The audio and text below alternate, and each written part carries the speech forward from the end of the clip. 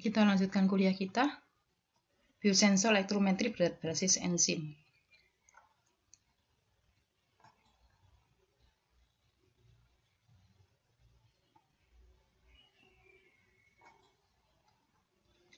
Yang pertama adalah biosensor glukosa secara amperometri. Penemunya adalah Clark dan Lyons tahun 1962 menggunakan sensor enzim untuk penentuan glukosa secara amperometri. Biosensor glukosa berbasis pada fakta bahwa enzim glukosa oksidase mengkatalisis oksidasi glukosa menjadi asam glukonat.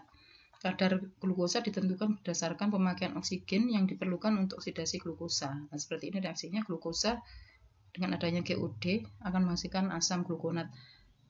Untuk reaksi ini diperlukan oksigen lah. Oksigen inilah yang nanti akan disensor ya. Jadi nanti menggunakan sensor oksigen. Reaksinya O2 menangkap 2 elektron menghasilkan H2O2. Nah, elektron inilah yang nanti akan menghasilkan puncak. Ya. Yang nanti kita ukur adalah arus ya, puncak arus itu akan yang kita ukur adalah ini, elektron ini. Ya, jadi oksigen yang diukur.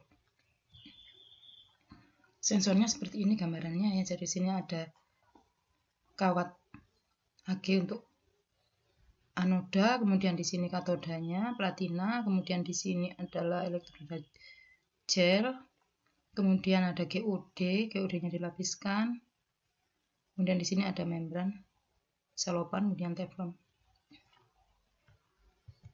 Nah, seperti ini. Jadi di sini ada selopan, di sini ada teflon, kemudian GOD-nya dari tengah sini, glukosa masuk, dibutuhkan oksigen. Oksigen inilah yang nanti akan disensor.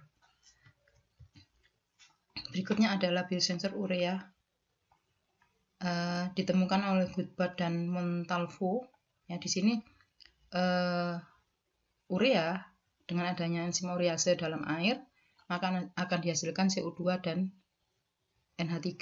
Nah, ini masing-masing bisa disensor dengan elektroda masing-masing.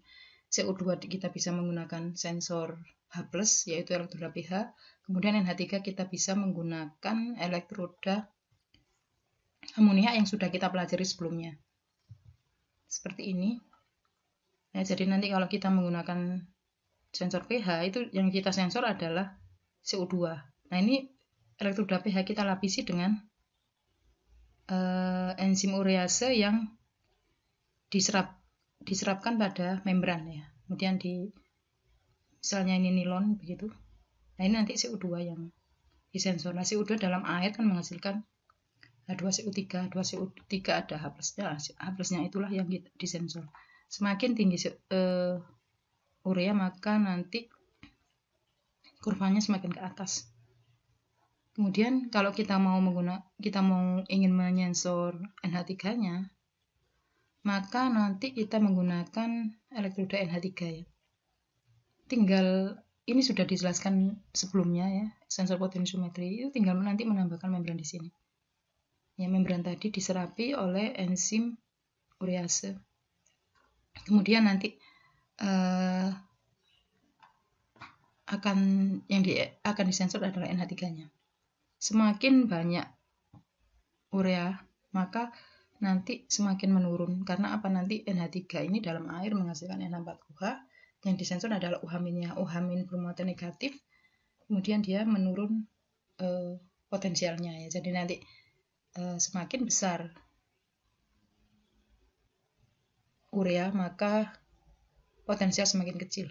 Nah, di sini kalau kita lihat reaksinya di sini 2 mol NH3 di sini 1 mol CO 1 mol urea.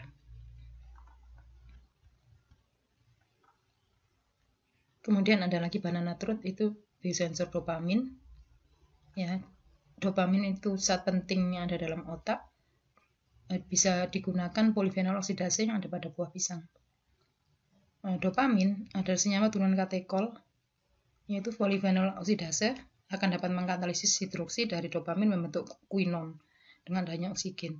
Reduksi elektrokimia quinon kembali membentuk hidroksi menyebabkan aliran arus yang sebanding dengan konsentrasi dopamin. Nah, ini reaksinya seperti ini. Jadi katekol itu strukturnya seperti ini. Jadi seperti benzen, kemudian OH-OH-nya posisinya berdekatan. Kemudian ada polifenol oksidase dan oksigen. maka akan terbentuk quinon ini. Nah, kemudian di sini ada di sini quinon yang terbentuk itu akan diubah kembali menjadi katekol. Nah, inilah yang nanti diukur. Ya, jadi elektron yang dilepaskan ini atau elektron yang diambil atau dilepaskan itulah nanti akan menghasilkan puncak arus. Nah, untuk dopamin sendiri strukturnya seperti ini. Jadi di sini ada dua jejer sebenarnya katekol ya. Kemudian ada subion NH3 yang panjang begini. Di sininya ya. Jadi bukan NH3 ini ada C, mungkin baru NH3. Kemudian desainnya bagaimana? Daging buah dari pisang itu kita ambil sedikit. Kemudian dicampur dengan karbon. Kemudian dicampur dengan uyul ini sebagai perekatnya, kemudian nanti direkatkan pada permukaan elektroda. Di sini elektrodanya mudah sekali membuatnya, jadi nanti kita siapkan kawat perak atau kawat Cu atau kawat platina, terserah ya. Paling murah adalah kawat Cu.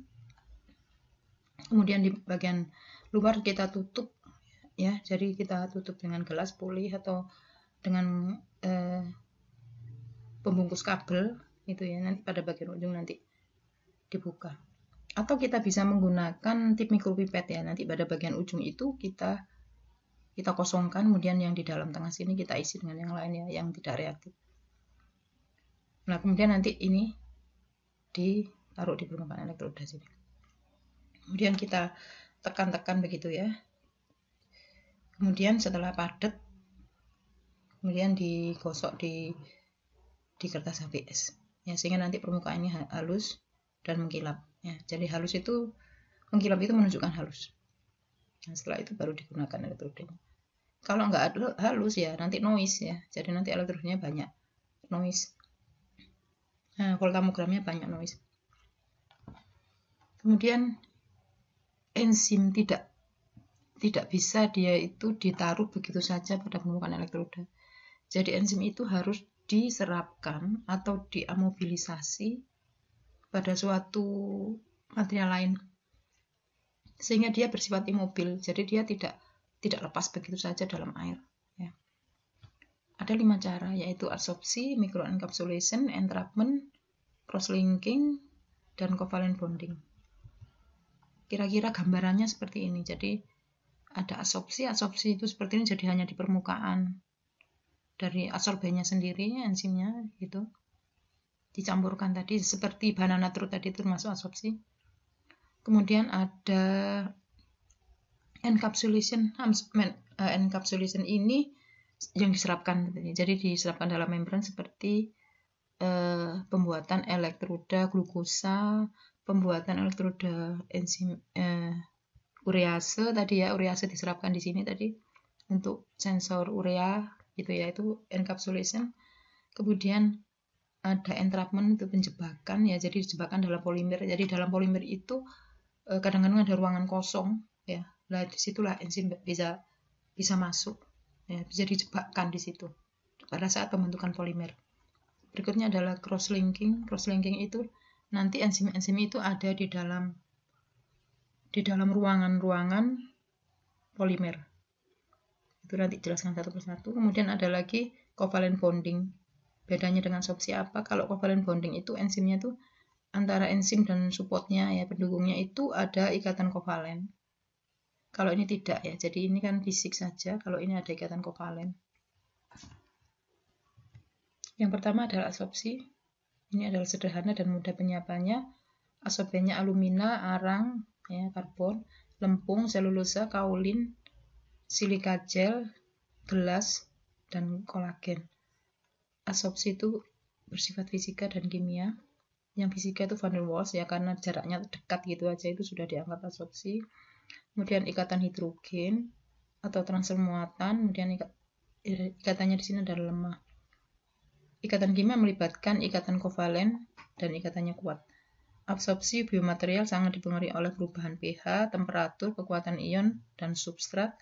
Metode ini memuaskan untuk riset jangka pendek ya, seperti kalau tadi untuk sensor dopamin kita menggunakan pisang ya, campur dengan karbon, kemudian kita dicampur lagi dengan parafin. kemudian direkatkan pada permukaan elektroda, langsung pakai. Kalau misalnya nanti besok mau ngukur lagi, ya buat lagi baru gitu. Jadi membuatnya juga mudah, tapi memang usia pemakaiannya juga tidak panjang. Kemudian ada microencapsulation. Biomaterial dilekatkan atau ditempatkan pada membran, memberikan kontak yang dekat antara biomaterial dan transducer. Permeabel terhadap beberapa material seperti molekul kecil, molekul gas, dan elektron. Membran inet digunakan untuk menjebak biomaterial dalam transducer. Metode ini untuk pertama kalinya dibuat pada biosensor glukosa dengan elektroda oksigen. Ya, tadi kan sudah dijelaskan, itu adalah microencapsulation. Termasuk tadi itu untuk urea ya. Kemudian keuntungannya apa? Derajat spesifitas yang tinggi dapat dipertahankan, stabil terhadap perubahan suhu, pH, kekuatan ion, dan komposisi kimia. Membran yang dapat digunakan adalah selulosa asetat, polikarbonat, kolagen, PTFE, Nafion, dan poliuretan. Berikutnya adalah penjebakan. Biomaterial dicampur dengan larutan monomer, ya, jadi penyusun polimer adalah monomer, yang selanjutnya dipolimerisasi membentuk gel. Biomaterial akan terjebak pada polimer. Jadi nanti pada saat pembentukan polimer, itu kita campurkan juga enzim. Jadi nanti begitu enzim polimer terbentuk, maka enzimnya akan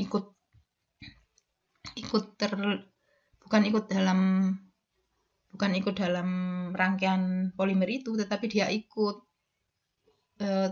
tersisip begitu ya, terjebak gitu saja. Kemudian kekurangannya apa? Terjadi rintangan difusi substrat.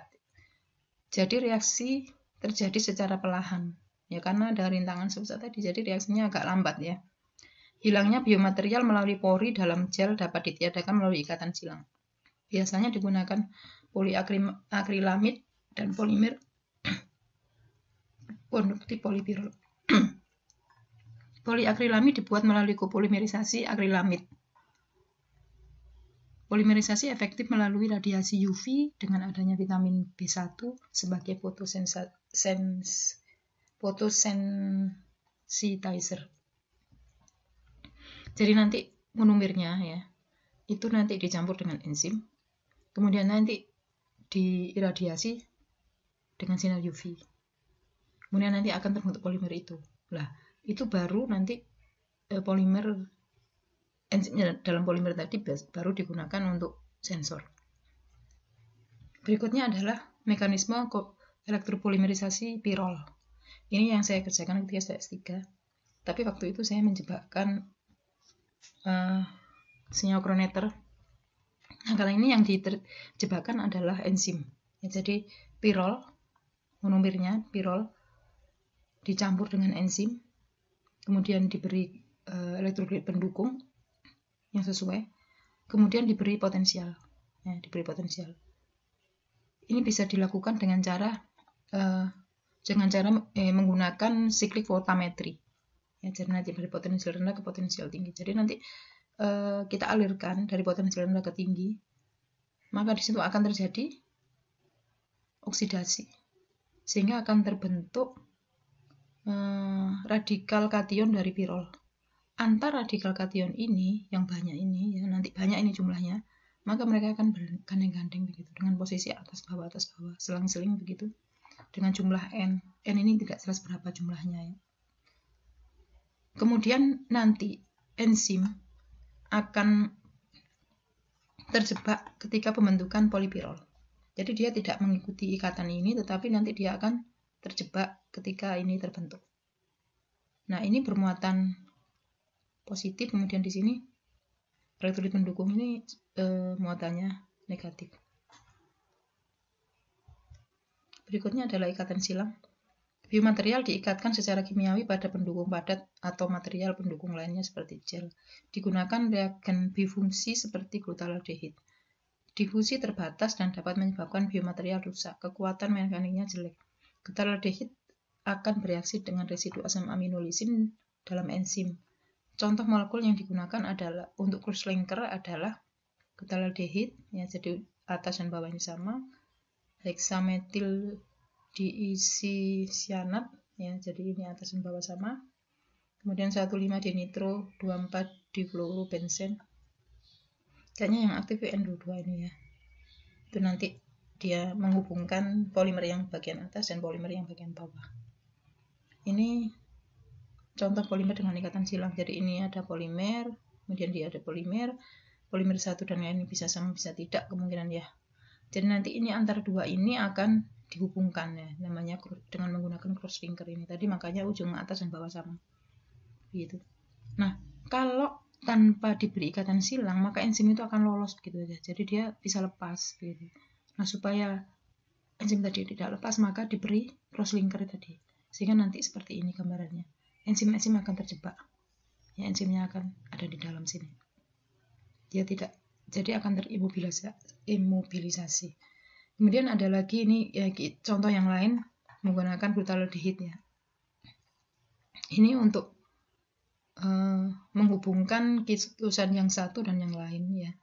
Ini kitusannya sama ya, cuma N-nya nggak tahu ini N-nya bisa sama bisa beda ya. Jadi jumlah N ini nggak sama ya dalam pembentukan polimer, itu N-nya nggak sama, tidak homogen. Maka itu BM dari polimer itu tidak ditulis berapa gitu, enggak, karena campur-campur itu.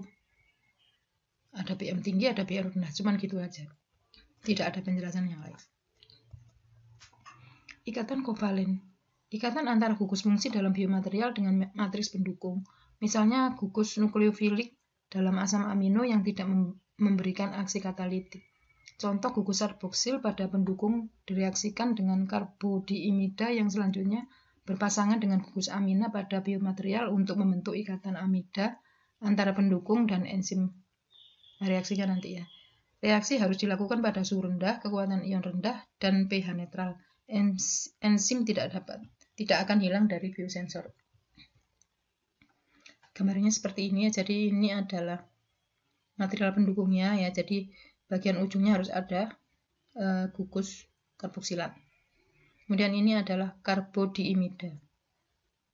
Ya, ada karbodiimida. Lah ini nanti H plusnya ini akan keluar jadi umin, dan nanti karbodiimidanya masuk, akan bereaksi membentuk senyawa berikut ya. Jadi ini, nah ini masuk ya, ini C-nya ini kan, N di sini, ini dan ini, gitu. Kemudian berikutnya kita tambahkan enzim. Ya, jadi setelah terbentuk senyawa 2 ini, maka ditambahkan enzim. Enzim ini nanti akan mengganti kedudukan dari ini. Mengganti kedudukan dari yang awalnya karbodiimida tadi. Enzimnya akan masuk di sini. Jadi ini enzimnya sudah terjebak ya, sudah membentuk ikatan kovalen ya. Jadi sudah membentuk ikatan kovalen. Jadi enzim sendiri kan protein ya. Jadi bagian ujung sebagian itu ada NH3-nya, NH2-nya. Nah, itu nanti akan melakukan ikatan kovalen di sini.